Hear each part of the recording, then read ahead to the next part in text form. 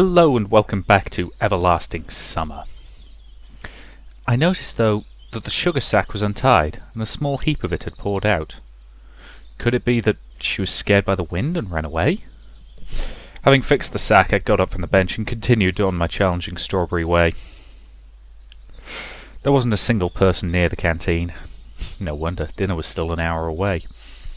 I brought the handcart to the rear exit and handed the foodstuffs to the camp cook. She must have already been told what to do with them, as she gave me such an unpleasant look. I'm not sure how long it takes to bake a cake, but it seems that she had to hurry. I just wanted to relax for the remaining time up until dinner. In short, I was so tired that I just sat on top of the steps and waited. My eyes closed themselves. I guess I got so tired throughout the day that I didn't even notice how someone came up to me until they patted me on the shoulder. "Hi!" Miku was standing before me. "Yeah?" I didn't need a mirror to imagine the expression of skepticism and annoyance on my face. "Oh, excuse me, I must have interrupted you." "No problem, I was just sitting here." "Oh, alright then." Miku beamed with a smile. "I was just coming to dinner. I thought that it's time already, and then it appeared to me that it's too early, but I decided to check in just in case, and maybe not me who's mistaken, but the clock is." "Well, not the clock. The clocks can't be mistaken, it's just that I read it." She seems to be ultimately confused now, and I fell silent. It's still about half an hour before dinner. "Oh, that's great then. I'll sit here and wait for you if you don't mind." Frankly speaking, I do mind. I have some matters to attend to." I stood up quickly and left without saying goodbye, ignoring Miko as I always did, while she screamed something after me. A minute later, I got to the square and I sat on the bench with the firm intention of finding a quiet and safe place here to wait for dinner. I think this is the first time in the last 4.5 days when I've actually felt like this. I wasn't just irritated because of some insignificant details, but, well, indeed, I was really angry. I've completely stopped caring about where I am and why I'm here. And I don't care about how to get out either.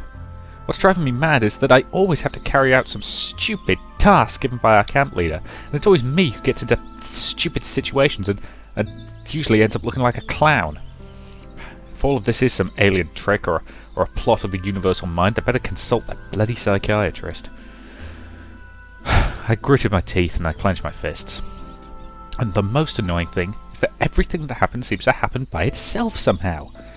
I'd be happier not having to carry around bags of sugar that weigh a ton, but I have no choice at all. I mean, any other option would lead to much worse consequences than muscle strain or hurt pride. "Who are you angry with?" Uliana was standing in front of me and smiled slyly. Nobody, really. I answered absently, but my fists gave me away. Just like that." "Oh, okay, it's up to you. You better tell me, why did you run around the camp the whole day with some kind of bags?" "Had to," I've replied reluctantly. "I guess it was food." Maybe it was. Uliana was about to say something, but at that moment the bell rang, calling the pioneers for dinner. I sighed in relief and quickly headed to the canteen, leaving Uliana behind. "Simeon, thank you very much." "For what?" The camp leader gave me a friendly smile. "For the cake, of course." "Oh, sure." It was at that exact moment that I understood the true meaning of the saying, "Keep your thanks to feed your cat." "You didn't tell anybody? This ought to be a surprise." "Yeah, that's my boy. And now, off you go to dinner." Olga waved her hand, pointing at the canteen. I stepped through the doorway slowly and started to look for a free place. It turned out there were plenty today, so I got the chance to eat all alone. There was fish with mashed potatoes for dinner. What misfortune. Once again I'll be left hungry. Why didn't we have fish for lunch? Is it fish-only day today?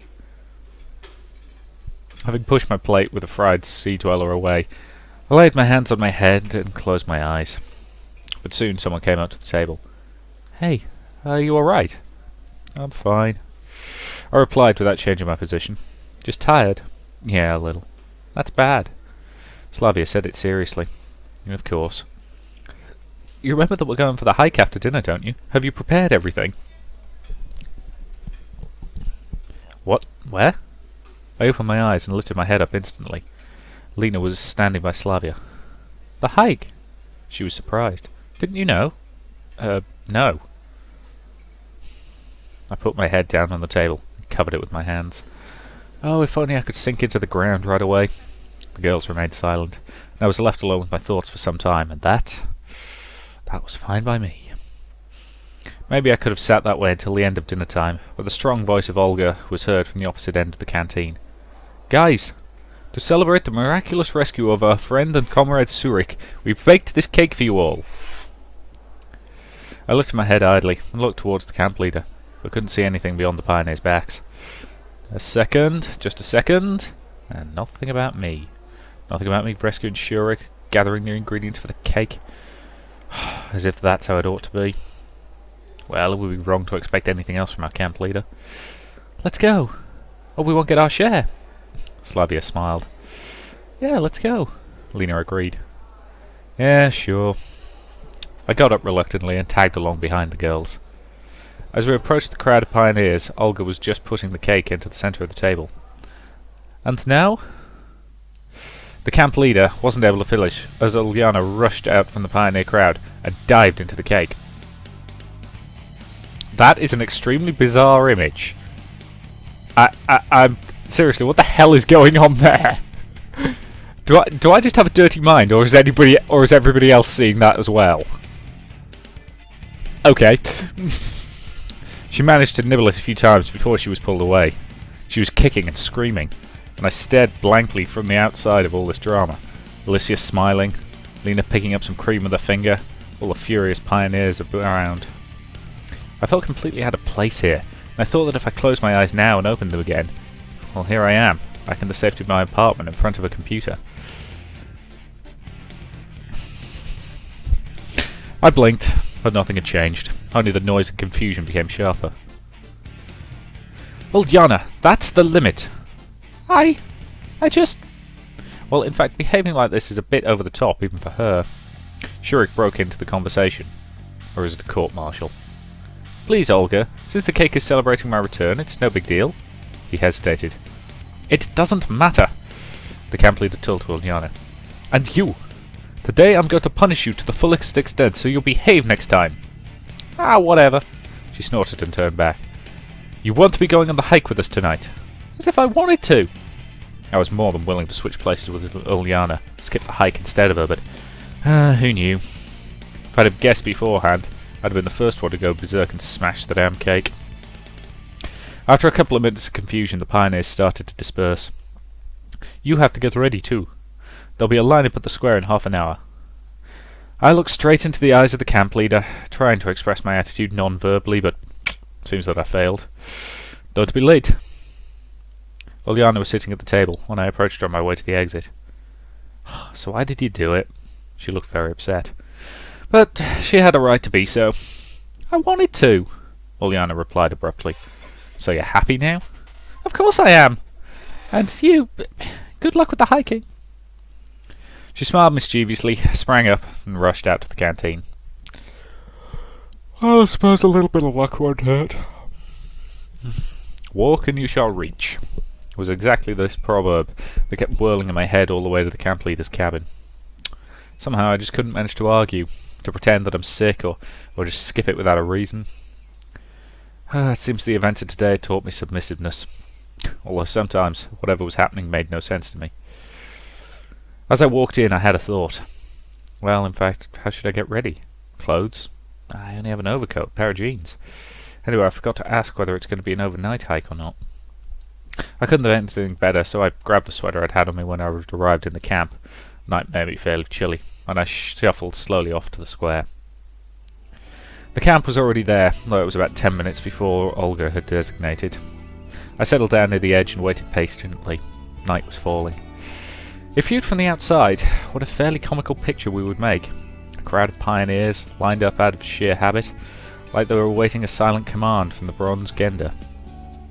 All of this happening in the scarlet rays of sunset. And there he is, waving his hand and screaming attack, as roaring soldiers with red neckerchiefs charge into battle against some ghostly enemy. But Olga showed up and started talking instead of Genda. It seems everybody is here. Great. I was so tired today that I couldn't even think about anything, so I just ended up listening to the camp leader. Now today we'll go hiking. It is essential for every pioneer to be able to come and rescue his comrade, to offer a helping hand in hour of need, saving them from a hopeless situation. We all have to learn to do these things together. A whisper ran through the pioneer crowd, suggesting that most probably this truly epic expedition would end in a clearing in the forest several hundred feet away from the square. Somehow I thought so too. We'll walk in pairs, so if you haven't chosen a partner for yourself, now's the right time to do so. Pioneers quickly caught on to the idea and started to match into pairs. And it looked like I was the only one without a partner. Slavia was enthusiastically discussing something with Olga. Lena was with Miku. Electronic was, well, of course, with Shurik. Might not be a bad idea to go alone after all. Semyon! The voice of the camp leader pulled me out of my thoughts. I went up to her reluctantly. I see that you haven't found a partner. Seems like it. Then you'll join Xenia. She's alone too. I was struck with that special kind of despair that only a true loner can experience. So it appears I'm going to be left with a prickly librarian that I wouldn't risk spending a couple of hours with even if I was paid for it. Although we both seem to be in the same boat now. Slowly I approached Xenia. Well, I guess we'll be going together. She looked up at me. Don't you even think I'm glad? Said Xenia seriously. Why on earth should you feel glad? I asked naively. Oh, never mind. It would have been much better if you'd just shut up. Couldn't get any better than this. She turned her back on me and followed the other pioneers. I still haven't seen any special reason to walk in pairs. Anyway, we are walking on the well-trodden forest trails, and it would be quite difficult to get lost here, even if I wanted to. Moreover, while we've already been hiking for half an hour, we weren't rushing into the depths of the forest or trying to face all the dangers that could test our courage and harden our pioneer spirits. Instead, we were just walking around in circles.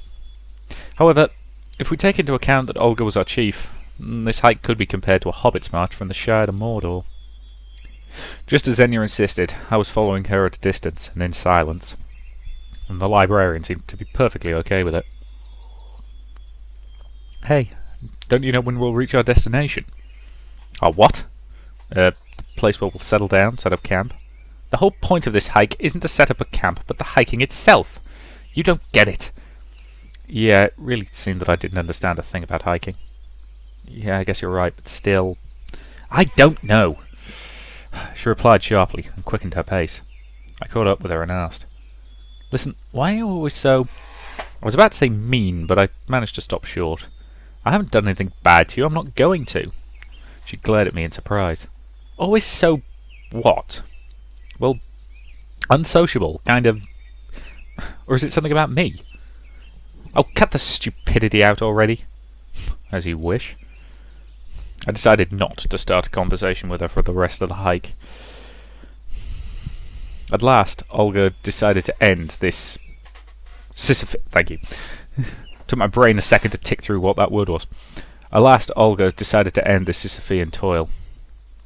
It is time to halt. The place chosen turned out to be quite a large glade, with a few tree trunks laid in a half circle to make an improvised arbour, with the remains of a campfire in the middle. Obviously, hikes like this are a tradition of the camp. I was sent to gather firewood together with the other boys, and it didn't take long because there were a lot of branches and logs of various sizes lying around. Eventually, Olga lit the fire using some old newspapers. I was eager to know what was written there, but I couldn't discern anything other than the Soviet symbols. Pioneers took their places on the fallen log benches and started to talk about things. It seemed that the final goal of the event had been achieved. I suppose the only thing we were missing was a pot of soup, aluminium cups of vodka, and a guitar. But somehow I wouldn't have been surprised if all those had appeared somehow. What are you thinking about? Slava had sat next to me. Oh, nothing special. Just enjoying the hike. I answered sarcastically. You don't look too happy. Well, I'm not about to jump for joy. Sorry about that. Okay, I won't disturb you. She sat with me for a while, but after realising that I wasn't in the mood for talking, she left me to enjoy my introspection alone. And all I wished for was to lie down in bed and fall asleep as soon as possible. But I was being surrounded by smoke and the useless chatter of pioneers around me instead. They were cheering, laughing, and, well, in general, enjoying the warm summer evening. In the far side of the glade, I noticed that Lena was arguing with Alyssa intensely. Intensely, and Lena seemed like complete opposites to me. Slavia had left to go somewhere after our conversation, it seemed. Electronic and Shurik were trying furiously to prove something to Olga. Looks like I'm the only one who doesn't belong here. I'm not even sure I need to know what they're fighting about. All I was doing was just watching the fire. There's a saying that claims that one could watch it forever as well as running water. But there was also something in the third thing there. What was that? One could watch 3 things forever: burning fire, running water, and how other people work. The camp leader pulled me out of my daydreaming. Semyon, don't you think it's too early to relax? But what else would I need to do? I honestly couldn't get what Olga wanted from me. I don't know. She stopped for a moment. But if there is something to be done, then do it without hesitation. She smiled ambiguously and went back to the fire to throw a few branches on. After those words, I'm completely sure that she treats me like a personal slave. Or at least I'm a free labour force, which is, strictly speaking, the same thing. I sighed, put my head down in my hands, and hoped that my torment would be over for today. And then someone patted me on the shoulder. I looked up and saw Shurik and Electronic, who sat next to me. What do you want? I asked tiredly. Don't be sad. Is there anything better to do? Look, we've been discussing the possibilities for the advancement of the Cybernetics Club with Olga. And there is a problem. We need more guys. If you could... He hesitated. Advancement. And those guys are incompatible with each other. I said nothing, started to look over the pioneers around me instead. Well? I don't have time. Can't you see that I'm always busy with the camp leader's errands? Yeah, I guess you're right. It's kind of embarrassing how it all went today with Ulyana. I looked at him with surprise. It seemed that Shurik blames himself for the cake accident. Yeah, it is. All of the pioneers seem to be here, but I couldn't spot Slavia anywhere. I think she's angry with me. Who? I asked absently. Ulyana. Maybe I should apologise. It's not your fault. We sat silently for a while, and then I stood up and said, oh, my legs are numb. I'd better take a walk. They made no reply. I made a few circles around our improvised camp, noticing the close looks of the camp leader following me. Looks like Olga couldn't wait to come up with some new kind of task for me. And I haven't found Slavia anywhere. Maybe I should try to find her. On the other hand, I felt sorry for Ulyana every time I recalled her upset face. Maybe this hike isn't the most entertaining thing ever, but sitting there all alone isn't any better either. But at the same time, I didn't want to go anywhere. We'd better try and find Slavia. I suppose I really am interested in where Slavia has gone. Though I wanted to leave this place as fast as possible and if not, finally lay down to sleep. Then at the very least spend some time alone, away from all these pioneers and from Olga, who couldn't wait to occupy me with something again. I picked a good moment, and I fled into the forest. Night had fallen to the camp, an absolutely normal and unremarkable night. One of those nights when the dark sky, the stars, or the crescent moon don't trigger any special emotions, when the crickets chirping and the singing of the night birds seemed more like an everyday routine than a nocturnal chorus. I wandered around the forest with no special purpose, trying not to get too far from the camp. After all, there was a chance to meet Ulyana out there, and that natural disaster would probably be even worse than the camp leader. I sat down on a fallen tree and started thinking. Why is all this happening to me? Why do I keep getting myself into foolish situations every time and everywhere? Even having suddenly appeared in a weird pioneer camp in the middle of nowhere, I don't get to become a subject in an experiment and a victim of a sick cosmic mind, or participate in an intergalactic war on the side of a group of suicide-prone pacifists like a regular hero of science fiction. No, I get to hide in a night forest from a raving camp leader and her workhorse pioneers. The stars in the sky were shining brightly. Perhaps to give their light not only to me in this camp, but also shine on the city where I was born, where my home is. It was as if a pain settled in my chest. I envisioned my old flat clearly, and a devastatable burning started making its way from my stomach to my throat. Now, it wasn't wistfulness, it was more like a sad reminiscence. But despite all that's happened, I felt more alive in the last 5 days than I had in the last several years there. Now I wasn't even that sure that I wanted to go back. But only one question still ate at me: how and why I ended up here. It flared up in my mind yet again. I haven't spent much time seeking answers or, well, even thinking about my situation lately. My thoughts were occupied with everyday routine affairs. And now, in order to break away and be able to wish to stay here for good, I had to understand the nature of this place. It's just that even a nightingale in a golden cage has a right to know how and by whose will he got in there. And after all that, to make the choice whether to stay or not. Probably I would have been lost in my existential thoughts for a long time, but I heard voices approaching. Olga and the pioneers. Looks like they're proceeding with their hike. I headed to the camp at a fast pace. I had no desire to go back to the camp leader's cabin, because I'd surely be scolded and just waiting for it much worse. Soon enough, I arrived at the beach, and I wasn't alone here.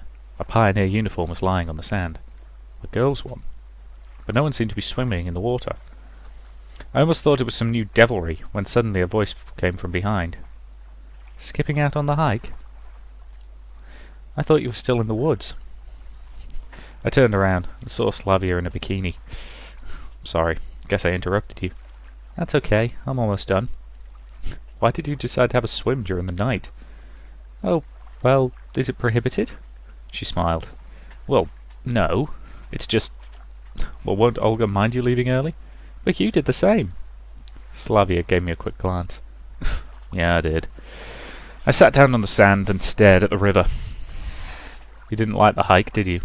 No, it's not that. I just wanted to be alone for some time. And I've interrupted you. No, not really. That's not like you at all. What are you talking about? Well, to leave like that. Well, I'm not a robot that can only act according to a predefined program. She laughed. Yeah, that's right. I was still puzzled, and my fatigue was also becoming stronger and stronger. My mind was absolutely blank. Well, to be precise, it was so heavy and full that not even a single idea would have the chance to dwell there.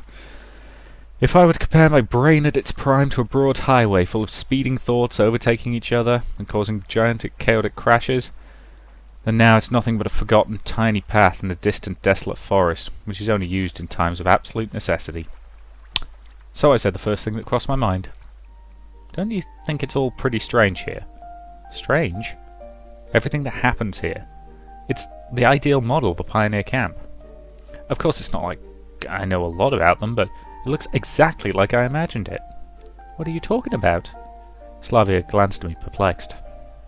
Look, do you ever feel like you're not where you belong? I don't know.